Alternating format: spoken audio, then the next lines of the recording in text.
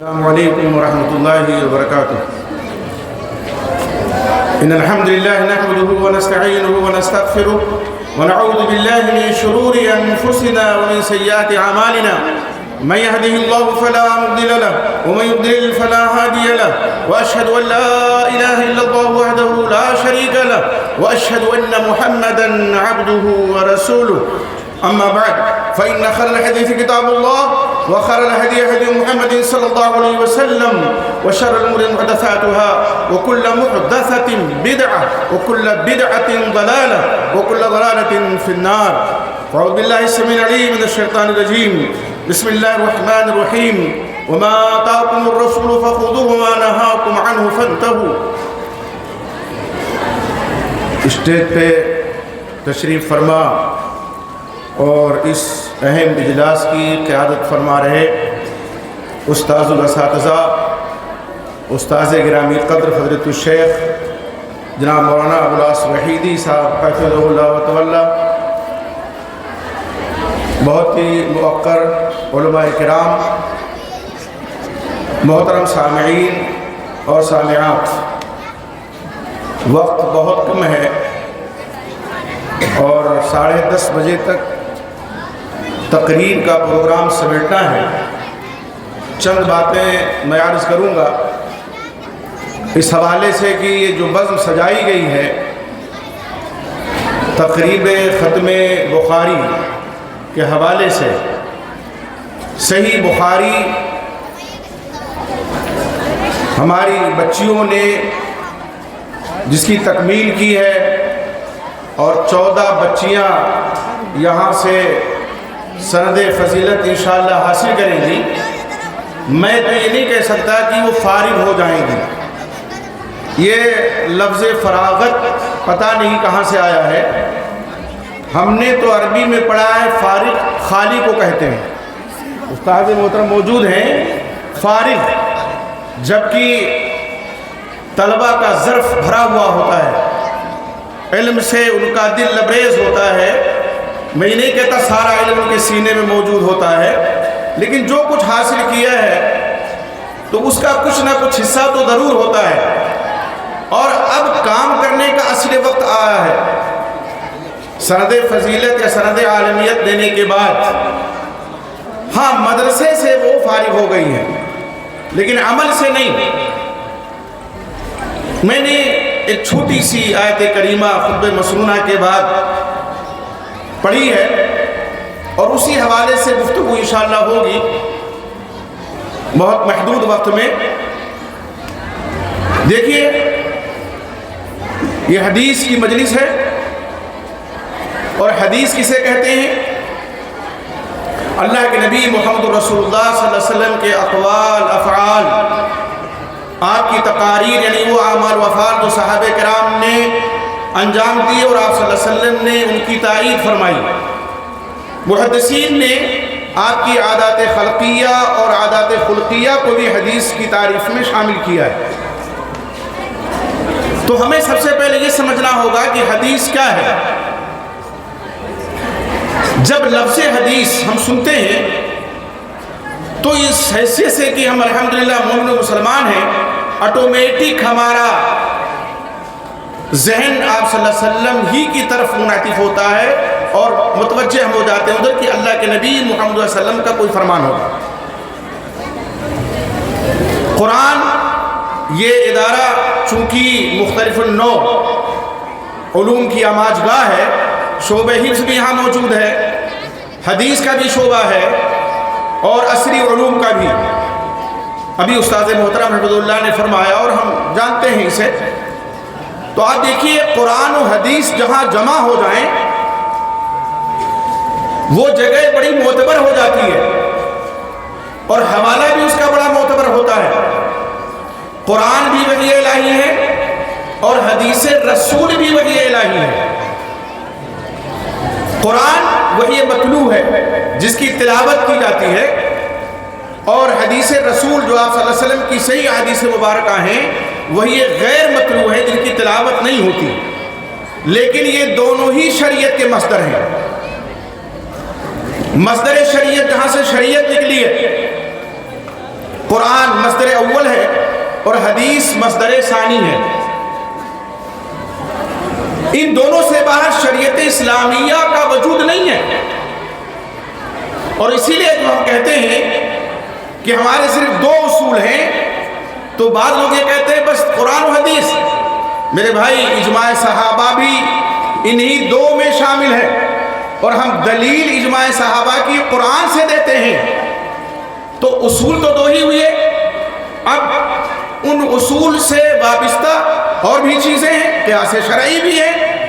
تو اہل حدیث نہ اجماع کے منکر ہیں نہ قیاس شرعی کے منکر ہیں، لیکن اصول صرف دو، مصدر دو ہیں شریعت کے.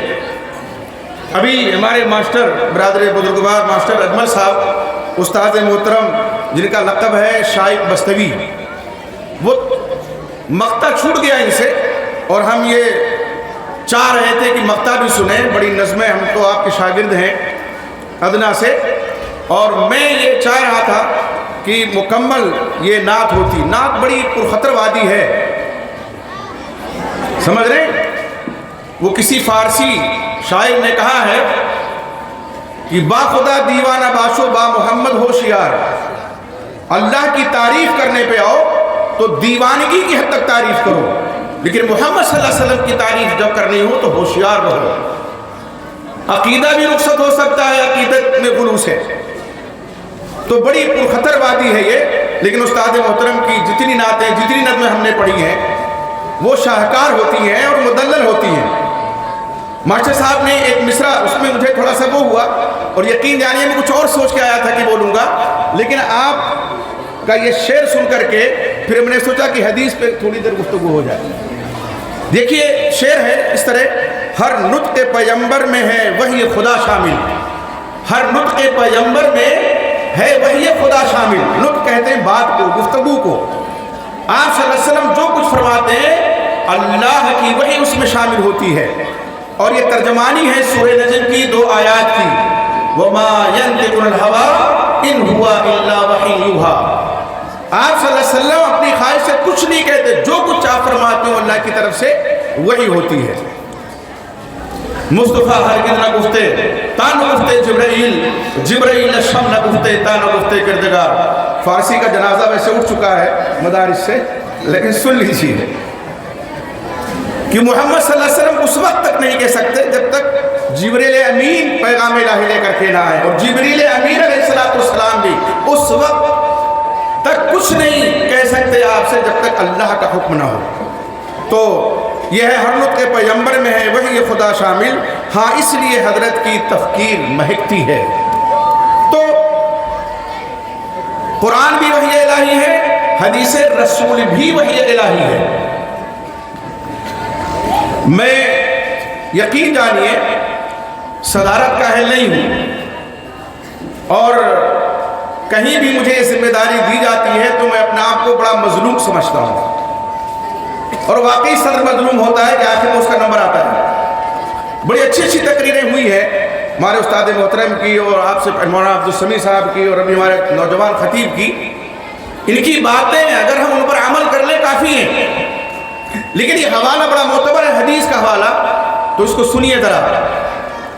دیکھیے آپ صلی اللہ علیہ وسلم کی جو احادیث مبارکہ ہیں وہ بھی وحی الہی ہے. قرآن کی دونوں آیتیں سورہ نجم کی کہہ رہی ہیں، اور جس کی ترجمانی یہاں اس شعر میں استاد محترم کی موجود ہے. جب حدیث بھی وحی ہے تو دونوں گویا کہ پہلو پر پہلو ہیں. ہم اگر حدیث کو قرآن سے الگ کر دیں گے تو گویا کہ آدھی شریعت یہ ہو سکتا ہے اس سے زیادہ سے ہم غفلت کا شکار ہو جائیں. اس لیے کہ قرآن مجید اللہ کا کلام ہے، اور اس میں جو احکام ہیں بہت سے احکام میں اجمال ہے. ان کی تفصیل کہاں ہے؟ حدیث رسول میں ہے. قرآن میں اللہ تعالیٰ سورہ نحل میں فرماتے ہیں وَأَنزَلْنَا إِلَيْكَ الذِّكْرَ لِتُبَيِّنَ لِلنَّاسِ مَا نُزِّلَ إِلَيْهِمْ. ہم نے آپ کی جانب ذکر کو نازل کیا ہے، کس لیے؟ تاکہ جو کچھ ان کی طرف نازل کیا گیا اس کی وضاحت کر دیں، اس کی تشریح کر دیں، اس کی تفسیر بیان کر دیں. تو حدیث رسول اللہ رب العزت کی آیات جو قرآن مجید میں ہیں، احکام ہیں، علم اجمال کی تفسیر ہے۔ آپ نماز کا مسئلہ لے لیجئے، 5 وقت نماز فرض سبھی جانتے ہیں، لیکن کیا قرآن میں نہیں حدیث میں ظہر کے رکعت، عصر کے رکعت، مغرب کے رکعت، عشاء کے رکعت، فجر کے رکعت کہاں؟ حدیث رسول میں۔ زکوٰۃ کا حکم ہے، نصاب حدیث رسول میں ہے۔ حج آپ نے خود کیا اور فرمایا خذوا عنی مناسککم، مجھ سے مناسک حج لے لو، تفصیل کہاں ہے؟ حدیث رسول میں ہے۔ ہاں بعض احکام میں تفصیل ہے، لیکن ہمارے ہاں مسلمان انہی احکام میں غفلت برتتے ہیں، جیسے طلاق کا مسئلہ ہے اور وراثت کا مسئلہ ہے۔ وہ میرا موضوع اس وقت نہیں ہے۔ اکثر لوگوں کو نہیں معلوم کہ طلاق کیسے دی جاتی ہے، تو دھڑا دھڑ طلاق دے دیتے ہیں۔ حدیث کیا کہہ رہی ہے اس سے ان کو کوئی مطلب نہیں ہوتا ہے۔ اب اس حوالے سے دیکھیے کہ جب یہ دونوں چیزیں ایک ساتھ ہیں اور دونوں کو الگ کر کے ہم مسلمان نہیں رہ سکتے، تو حدیث پر بھی بڑا ظلم ہوا ہے۔ قرآن کی حفاظت کی ذمہ داری اللہ نے لی ہے، تو قرآن محفوظ ہے اور قیامت کی صبح تک محفوظ رہے گا۔ قرآن حدیث بھی محفوظ ہے، ذکر سے مراد شریعت بھی ہے، لیکن قرآن کی حفاظت کا انداز الگ ہے۔ حدیث کی حفاظت کے اللہ تعالیٰ نے جہاد روزگار علماء پیدا فرمائے، اساتین علم و فن آئے، محدثین اعلام آئے، انہوں نے گھڑی ہوئی روایتوں کو الگ کر دیا، ضعیف روایتوں کو الگ کر دیا، اور اب تو ہمارے لیے بڑی سہولت ہو گئی ہے۔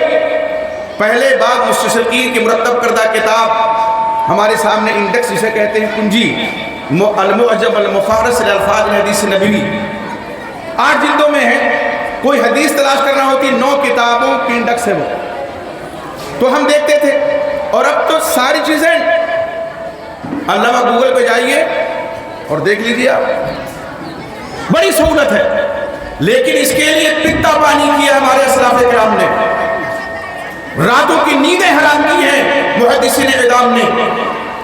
ہر شخص کے پاس گئے جس سے پتا چلا کہ وہ محدث ہے، اور اس شخص سے اعراض کیا جس کے بارے میں پتا چلا کہ یہ اس کا حافظہ کمزور ہے یا یہ آدمی جھوٹا ہے، تو حدیث رسول کو اس طرح سے اس کی چھان بین کر کے صحیح حدیثیں ہمارے سامنے انہیں پیش کر دی۔ تو اس طرح اللہ تعالیٰ نے حدیث کی حفاظت فرمائی، لیکن اسی حدیث کے ذخیرے میں گھڑی ہوئی روایتیں بھی ہیں، اسی حدیث کے ذخیرے میں ضعیف روایتیں بھی ہیں۔ ابھی استاد محترم فرما رہے تھے حفاظ حدیث کے حوالے سے صحیح حدیث اور یقین سے حدیث انہوں نے پیش فرمائی۔ ضعیف حدیثیں بعض لوگ پیش کر دیتے ہیں کہ وہ 10 لوگوں کی شفاعت کرے گا، سفارش کرے گا، ابن ماجہ کی ضعیف روایت ہے۔ تو الحمدللہ یہ حدیث کا اسٹیج ہے، اور حدیث کا اسٹیج ہے، یہاں سے صرف صحیح حدیثیں بیان کی جائیں گی۔ تو یہ دونوں ایک ہیں، قرآن اور حدیث جدا نہیں کر سکتے۔ اب سوتیلا برتاؤ حدیث کے ساتھ کیا ہوا؟ اگر ہم دیکھیں تو 3 طبقات میں لوگوں کو بانٹ سکتے ہیں۔ ایک وہ طبقہ آیا جس نے حدیثیں گھڑ گھڑ کر کے ذخیرے حدیث میں ان کو شامل کر دیا۔ اللہ تعالیٰ نے، اللہ ہمارے محدثین اور ائمہ جرح و تعدیل کی قبر پہ رحمت کی برکھا نازل فرمائے۔ یہ معین رحمۃ اللہ علیہ امام جرح و تعدیل ہیں۔ اب جرح کا معنی سمجھ لیں۔ دیکھیے غیبت ہے نا، غیبت کی 2 قسمیں ہیں، ایک غیبت محرمہ ہے، اور غیبت کی آپ صلی اللہ علیہ وسلم تعریف کی ذکر کا اخاک بما یکرہ، تم اپنے بھائی کا ذکر ایسے کرو کہ وہ ناپسند کرے، اس کو اس انداز میں کرو۔ اور ایک غیبت وہ ہے کہ کبھی ضروری ہے کہ کسی کی غیبت کی جائے، جیسے ام عائشہ رضی اللہ تعالیٰ عنہ کی روایت ہے دلیل میں، ایک آدمی کو آپ نے دیکھا دور سے آتا ہوا، فرم بیسا خلشیہ، اپنے خاندان کا کتنا برا ہے، اور جب آیا تو آپ نے مسکرا کر کے اس سے گفتگو فرمائی، چلا گیا۔ ام عائشہ رضی اللہ تعالیٰ عنہ بڑی فقیہہ تھی نا، ان سے نہیں رہا گیا، پوچھ بیٹھے رسول جب وہ دور تھا تو آپ اس کے اندر عیب تھا، آپ نے بیان کیا، آپ نے فرمایا عائشہ مجھے تم نے لعان بہت کب پایا؟ اگر کسی کے اندر ایسا عیب ہے کہ جس سے پورا معاشرہ بگڑ سکتا ہے تو اس کے عیب کو علی رؤوس الاشہاد بیان کیا جائے گا۔ کوئی شرابی ہے اور ہمارا آپ کا بچہ اگر اس کی صحبت میں بیٹھنے لگا ہے تو کیا ہم اس سے نہیں کہیں گے یہ شرابی ہے؟ عیب ایسا ہے سماج اور معاشرہ اس کی گرفت میں آ سکتا ہے، تو جرح کی جاتی تھی کہ یہ عیب ہے اس کے اندر، یہ اس کا حافظہ گڑبڑ ہے، یہ کمزور ہے، یا یہ وضاع ہے، حدیثیں گڑھنے والا ہے۔ اور تعدیل کا مطلب ہے کسی کی ثقاہت کو، عدالت کو بیان کرنا ہے۔ امام یحییٰ بن معین رحمۃ اللہ علیہ امام جرح و تعدیل ہے۔ ایک نوجوان ان کے پاس آیا اور اس نے ایک شیخ کے حوالے سے حدیث بیان کرنا شروع کی۔ حدیث سن لی، مسکرائے اور پوچھا متى ولدت، تم پیدا کب ہوئے؟ اس نے اپنی تاریخ ولادت بتلا دی۔ تو یحییٰ بن معین رحمۃ اللہ علیہ فرماتے ہیں تو اس کا مطلب یہ ہے کہ حدیث جن شیخ کے حوالے سے تم بیان کر رہے ہو ان کی وفات کے 5 سال کے بعد ان کی قبر پہ جا کے تم نے سنی ہوگی۔ اب وہ حیران ہے، کہا میاں جب تم پیدا ہوئے تھے ان کو مرے ہوئے 5 سال ہو گئے تھے، تاریخ ولادت، تاریخ وفات سب حافظے میں موجود ہے۔ وہ محدث ہوا کرتے تھے۔ انہی کا واقعہ مسجد الرصافہ کا، وہ تھے امام احمد بن حنبل رحمۃ اللہ علیہ جن کو امام اہل الحدیث، امام اہل السنہ کے لقب سے یاد کیا جاتا ہے۔ ایک مسجد میں پہنچے تو جیسے آج بہت سے آپ کو گویے مل جائیں گے، واہی تواہی روایتیں بیان کرنے والے مل جائیں گے، ایسے ہی ایک وائز کو سنا۔ اب وہ ان کو پہچانتا نہیں تھا، یہ لوگ بھی اجنبی تھے، تو حدیثیں بیان کر رہا، حدثنی احمد بن حنبل، مجھ سے حدیث کی بیان کی امام بن حنبل نے۔ اب ان کا نام لیا تو حضرت یحییٰ دیکھ رہے ہیں، وہ اشارے سے کریں تو میں نے کچھ حدیثیں بیان کی، حدثنی یحییٰ بن معین، اب امام احمد رحمۃ اللہ علیہ دیکھ رہے ہیں، وہ سر کے اشارے سے کہتے چونکہ ادب کا تقاضا یہی تھا، وہ گفتگو اس کی مکمل ہو تب بات کریں۔ مجلس برخاست ہوئی، دونوں نے آ کے سلام کیا، اپنا تعارف حضرت یحییٰ نے کہا انا یحییٰ وہذا احمد، میں یحییٰ ہوں اور یہ احمد ہیں۔ میاں ہماری تمہاری آج سے پہلے ملاقات ہی نہیں ہوئی اور اتنی حدیثیں ہم دونوں کے حوالے سے تم نے بیان کر دی۔ کہتے نا بے حیا باش اچھے خواہی کن، آدمی جب بے شرم ہو جائے تو چاہے کہے۔ ہنسنے لگا، استہزاء کے طور پر، مذاق کے طور پر کہنے لگا اوہ میں ابھی تک سنتا ہی تھا کہ تم بے وقوف ہو، اب یقین ہو گیا کہ واقعی ہم آپ کو علیہ باللہ، تم کیا سمجھتے ہو؟ تم ہی ایک یحییٰ ہو یا ابن معین، یہی ایک احمد بن حنبل ہے؟ میاں 17 یحییٰ ابن معین میری اس جیب میں ہے اور 17 میری اس جیب میں ہے۔ آج سوشل میڈیا کا دور ہے، کتنے لوگ حدیث بخاری میں نہیں ہے لیکن بخاری کا حوالہ دیں گے، اور میں یقین جانیے علماء ہیں، اساتیر لوفن یہاں موجود ہیں، پوچھئے عرب میں یہ رواج نہیں ہے کہ آپ حدیث نمبر بتلائیے، وہ حوالہ دیں گے کتابوں کا۔ ہمارے ہاں کچھ لوگ حدیث کے حوالے دیں، حدیث نمبر فلاں، جلد نمبر فلاں۔ اب عوام لٹو ہو گئی، صاحب یہ تو بڑے علامہ ہیں، جبکہ وہ رٹی ہوئی بات ہے۔ ٹھیک ہے، تو جب ٹی وی کا دور تھا، کیو ٹی وی، پڑوسی ملک سے نشر ہوتا تھا وہ اس کا پیغام، تو ایک صاحب آتے تھے باقاعدہ، یہ جیسے یہ ساری چیزیں رکھی ہیں ایسے میز پہ، صحیح بخاری، صحیح مسلم نہیں، صحیح ستہ کے علاوہ اور دیگر کتابیں بھی، موطا امام مالک ہے اور مسند احمد حنبل ہے، ساری کتابیں رکھی ہوئی ہیں، دارمی ہے، اور شاشے پہ اسکرین پہ حدیث نمبر بھی چل رہی ہے۔ صحیح بخاری، اور وہ شخصیت ہے جنہوں نے ٹکٹ دے کے آپ صلی اللہ علیہ وسلم کو اپنے ملک میں بلایا تھا، میرے خیال سے وہاں تک ذہن پہنچ گیا ہوگا، اور بہت روئے چیخے، وہ اس وقت شیخ الاسلام ہے وہاں کے، نام لے لے، میرے خیال سے کوئی قباحت نہیں ہے، غیبت محرمہ نہیں ہے، تاکہ ہوشیار رہیں گے۔ طاہر القادری کہتے ہیں۔ آپ دیکھیے وہ شخص صحیح بخاری کا حوالہ دے رہا ہے، تو ہم نے صحیح بخاری تو ایک مرتبہ یہاں پڑھا، دوبارہ جا کے جامعہ اسلامی میں پڑھا، پھر تقریباً 35 سال سے میں صحیح بخاری پڑھا بھی رہا ہوں الحمدللہ۔ میں نے کہا یہ صحیح بخاری کی تو حدیث نہیں ہے۔ تو میرے بیٹے آئے ہوئے مولانا فرید الدین فیضی، ان سے کہا کہ جا کے دیکھو ذرا، جب حدیث ہوگی تب نہ ملے گی، لیکن یہاں تو نمبر چل رہا ہے۔ کس کو توفیق ہے کہ جا کر کے کتاب کھول کر کے دیکھے کہ یہ صحیح بخاری کی حدیث ہے کہ نہیں ہے؟ ابھی یہ جو سوشل میڈیا ہے نا، میں نے ایک سائٹ اس پہ کھولا اور اس میں ایک حدیث، طالب العلم فریضۃ علی کل مسلم، یہیں تک ہے نا، مسلمہ پڑھایا ہوا ہے اور صحیح بخاری کا حوالہ ہے، یہ بھی دیکھیے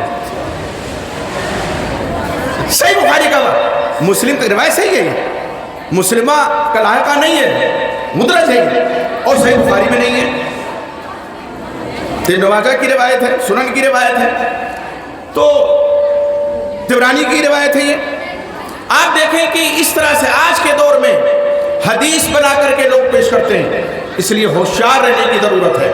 تو ایک تو ظلم یہ ڈھایا گیا کہ ذخیرے حدیث میں گھڑی ہوئی روایتیں شامل کی گئی، دوسرا ظلم یہ کہ ایک طبقہ پیدا ہوا جس نے حدیثی کا انکار کر دیا سرے سے، تمام حدیث کا، کہ ہم حدیث کو مانیں گے نہیں۔ اور علیاذ باللہ ثم علیاذ باللہ کیا کہا گیا کہ آپ صلی اللہ علیہ وسلم کی حیثیت نعوذ باللہ ڈاکیہ کی تھی، پیغام رساں کی تھی، آپ نے پیغام پہنچا دیا، بس آپ کی شان اقدس میں گستاخی، آپ کی شان کو گھٹایا، اور وحی الہی کا انکار کر کے میں بڑی ذمہ داری کے ساتھ کہتا ہوں، جو احادیث صحیحہ کا منکر ہے وہ دائرہ اسلام سے خارج ہے۔ ہماری شریعت اسلامیہ کے دو مستر ہیں، ایک مستر کا انکار کر کے جہاں سے شریعت نکلی ہے کوئی مسلمان کیسے رہ سکتا ہے؟ آپ صلی اللہ علیہ وسلم کی حدیث مبارکہ جو صحیح حدیث مبارکہ ہیں ان پر بھی اسی طرح ایمان لانا ضروری ہے جس طرح قرآن مجید اللہ کا کلام ہے، چونکہ دونوں وحی الہی ہیں، دونوں وحی الہی ہیں۔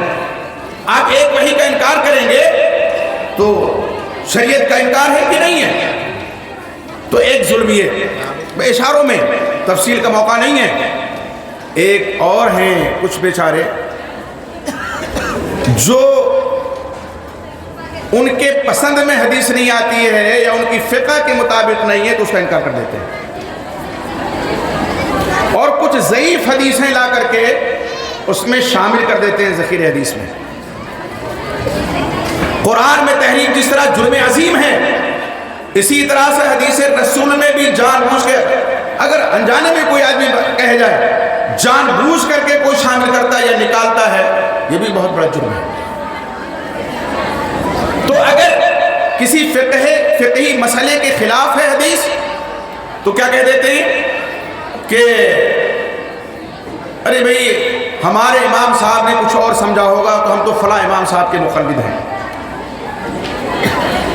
اور یہ بہت خطرناک بات ہے۔ یہ جو تیسرا طبقہ ہے وہ کیا کرتا ہے؟ پہلے فقہ کے مسئلے کو سامنے رکھتا ہے، پھر حدیث تلاش کرتا ہے۔ اگر کوئی ضعیف سے ضعیف روایت مل گئی اس مسئلے کی تائید میں تو چشمہ کر دیتا ہے اور حدیث رسول بیان کر کے پیش کرتا ہے، اور اگر نہیں ملی تو عبید اللہ کرخی صاحب نے ایک جھنجھنا پکڑایا ہوا ہے، کیا اصول کرخی آپ پڑھیے، ہر آیت اور ہر حدیث، کل آیت حدیث، ہر آیت ہر حدیث جو ہمارے اصحاب کے اقوال کے خلاف ہے یا تو اس کی تعویل کر لیں گے یا منسوخ کہہ دیں گے یا ترجیح دے دیں گے۔ ترجیح کسے دیں گے؟ قول امام کو۔ منسوخ کسے کہیں گے؟ اللہ رب العزت کی آیات کو، نبی صلی اللہ علیہ وسلم کے فرمودات کو۔ تعویل کس کی کریں گے؟ قرآن کی آیات کی، حدیث رسول کی۔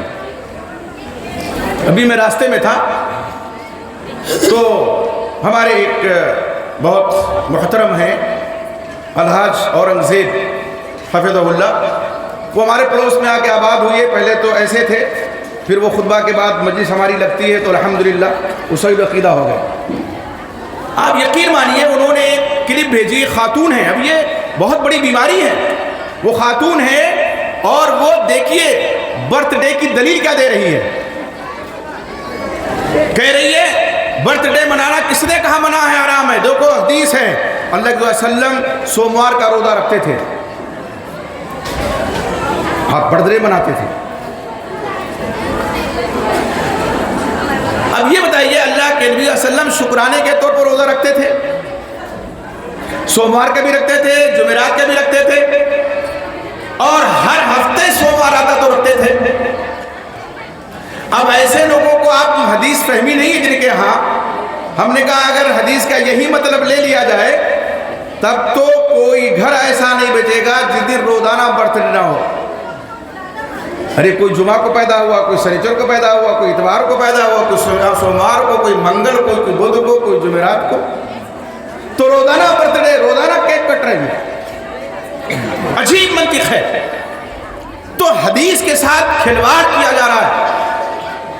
تو یہ جو طبقہ ہے جو حدیث سے غلط مفہوم اخذ کرتا ہے، یہ بڑا خطرناک طبقہ ہے۔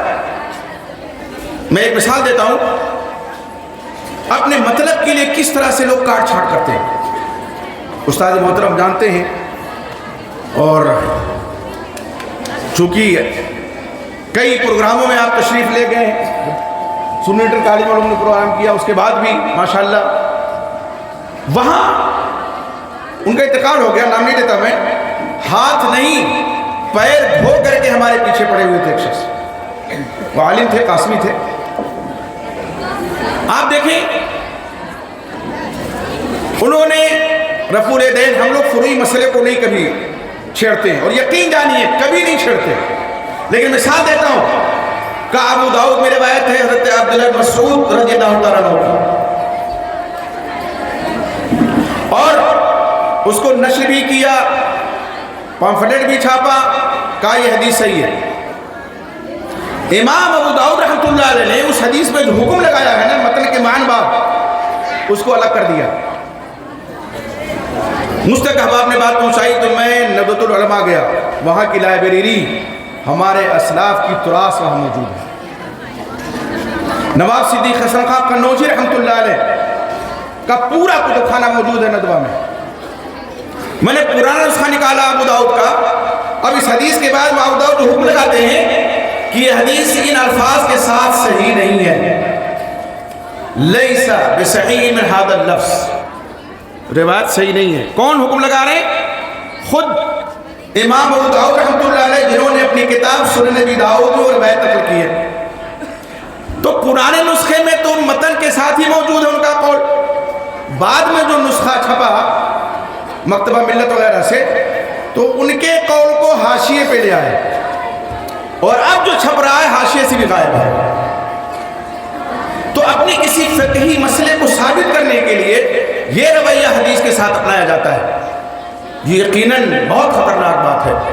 ایک مسلمان تو یہ سمجھے گا حدیث رسول ہے،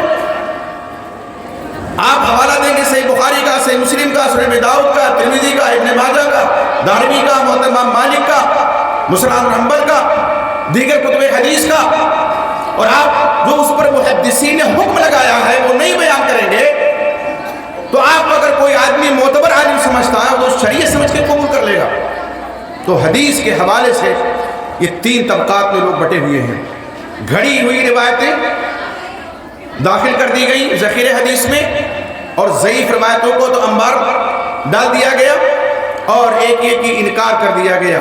احادیث کا بعض لوگوں نے تمام احادیث کا تو انکار نہیں کیا ہے، جو ان کی عقل نارسا میں نہیں سما سکی ان کا انکار کر دیا۔ ایک صاحب نے باقاعدہ طور پہ صحیح بخاری کی صحیح ترین روایت کا انکار کیا، ثلاثہ کذبات والی روایت، وقت نہیں ہے، اور حضرت سلیمان علیہ السلام کے تعلق سے جو ہے اس کا انکار کر دیا۔ اب آئیے جو آیت میں نے پڑھی تھی بس اس کو بیان کر کے ختم کر دوں کہ حدیث کی اہمیت کیا ہے۔ حضرت ابن مسعود رضی اللہ تعالیٰ عنہ کہتے ہیں لعن اللہ الواشمات والمستوشمات والنامسات والمتنمسات المترفجات المغیرات خلق اللہ، اللہ کی لعنت ہو گودنا گودنے والی عورتوں پر۔ خواتین سنیں غور سے، گودنا گدوانے والی عورتوں پہ، بھاؤں کے بال اکھیڑنے اکھڑوانے والی عورتوں پہ، اور حسن کے لیے دانتوں کے درمیان جو خلا کرواتی ہیں، فراق، ان پر اللہ کی لعنت۔ بنی اسد کی خاتون ام یعقوب رضی اللہ تعالیٰ عنہ، انہوں نے جب یہ سنا تو حضرت عبداللہ بن مسعود رضی اللہ عنہ نے کہا کہ آپ کیا کہہ رہے ہیں، ان عورتوں پہ لعنت کیوں بھیج رہے ہیں؟ تو حضرت عبداللہ مسعود کیا فرماتے ہیں، میں ان عورتوں پہ لعنت کیوں نہ بھیجوں جن پر اللہ نے اپنی کتاب میں لعنت بھیجی ہے، جن پر رسول اللہ صلی اللہ علیہ وسلم نے اپنی احادیث میں لعنت بھیجی ہے۔ پڑھی لکھی خاتون، قرآن کا مطالعہ بڑا وسیع، قرآن کی تلاوت کرنے والی، انہوں نے کہا کہ میں نے تو بین اللوحین پورا قرآن پڑھا ہے، یہ تو کہیں نہیں ہے کہ ان عورتوں پہ اللہ نے قرآن میں لعنت بھیجی ہے۔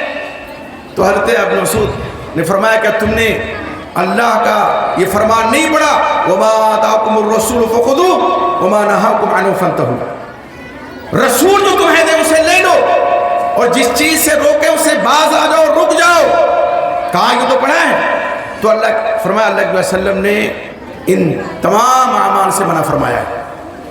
ام یعقوب کہتی ہیں لیکن ان میں سے بعض چیزوں میں تو آپ کے گھر میں دیکھ رہی ہوں، کہا جاؤ دیکھو، اور جب گئی دیکھا تو حضرت عبداللہ مسعود رضی اللہ عنہ کے گھر کی خواتین میں کوئی عیب ایسا نہیں پایا۔ آئیں پوچھا کیا پایا کچھ؟ کہا نہیں کوئی عیب نہیں ہے۔ کہا اللہ شاہد ہے اگر کوئی عیب ان میں سے ہوتا میری بیوی کے اندر تو میں اسے ہم بستری نہیں کرتا۔ وہ صحابی رسول جن کو فقیہ کہا جاتا ہے، بعض فقہ الصحابہ کہتے ہیں، حدیث کی اہمیت کس طرح بیان کر رہے ہیں، قرآن سے استدلال کر رہے ہیں۔ اس لیے میرے بھائی حدیث رسول کو ہردہ بنائیے، اور حدیث کے حوالے سے جو بزم ہیں یہاں آپ حاضر ہیں، غنیمت سمجھیے، اللہ نے آپ کو توفیق بخشی ہے۔ دعا کیجئے کہ یہاں سے جو بچیاں سند فضل دے کر کے جا رہی ہیں یہ ہمارے مسلم سماج اور مسلم معاشرے کو سنواریں، سدھاریں، اور جو عقیدے کی خرابیاں ہیں جیسا کہ بھی ذکر آیا تو ان کو دور کرنے کی کوشش کریں۔ استاد محترم نے ایک واقعہ بیان کیا، میرے ذہن میں ایک واقعہ ہے اور وہ میرے رشتہ داری کا واقعہ ہے۔ اس بچی نے بھی یہ کہہ دیا، وہ تلسی پر سے پڑھی ہوئی تھی، اس نے کہا اگر میں شادی کروں گی تو اہل حدیث سے، اہل حدیث لڑکے سے اور عالم سے۔ گھر والے مجبور ہوئے، شادی کرنی پڑی۔ تو تعلیم کا بڑا فرق پڑتا ہے۔ اللہ تعالیٰ اس چمن کو ہمیشہ شاد و آباد رکھے، اور اس چمنستان علم و فن کے جو مؤسسین ہیں ان کو اللہ تعالیٰ نیک اعمال کی سیر توفیق دیتا رہے، اور جو اس دنیا سے چلے گئے ہیں جیسے ہمارے مجلے ابا مولانا جمال الدین صاحب فیضی رحمہ اللہ رحمۃ اللہ سے، ہمارے دادا محترم، اور میں سمجھتا ہوں کہ ہمارے جو اساتذہ ہیں، ہم کوئی ادارہ قائم کرتے ہیں نا اس میں وہ شامل ہوتے ہیں چاہے جسمانی طور پر نہ بھی ہوں، اس میں کوئی دو رائے نہیں ہے۔ الدار الخیر کا فاعل ہی، اور استاد وہ ہستی ہوتی ہے، سن لیجیے آپ علم کے حوالے سے، کہ صدقہ جاریہ قیامت کی صبح تک ان کا جاری رہتا ہے، موجود رہتا ہے صدقہ ان کا۔ ہم سب اپنے اساتذہ کے لیے صدقہ جاریہ ہیں، ہمارے شاگرد شاگردائیں ہمارے لیے صدقہ جاریہ ہیں، اور یہ بچیاں جو یہاں موجود ہیں اور جو یہاں سے سند لے کر کے جانے والی ہیں، میں اسے عرض کروں گا کہ کبھی بھی اپنے اساتذہ کو، اپنی معلمات کو فراموش نہ کیجیے گا، اپنی دعاؤں میں ان کو ہمیشہ یاد رکھیے، دعا اپنے لیے کیجیے، والدین کے لیے کیجیے، تو جو ہمارے روحانی باپ ہیں، ہماری روحانی مائیں ہیں، ان کو بھی اپنی دعاؤں میں ہمیشہ یاد رکھیے۔ آپ دیکھیں گے کہ آپ اگر اپنے استاد کو یاد رکھیں گے اپنی دعا میں، آپ کے شاگرد بھی یاد رکھیں گے۔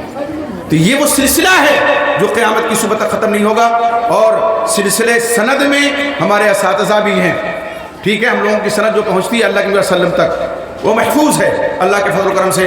اللہ سے دعا ہے کہ ہمارے تمام اساتذہ جو وفات پا چکے ہیں اللہ ان کی بار بار مغفرت فرمائیں، اور جو موجود ہیں اللہ تعالیٰ انہیں تادیر سلامت رکھے، صحت و عافیت کے ساتھ ان کا سایہ ہمارے سروں پر برقرار رکھے۔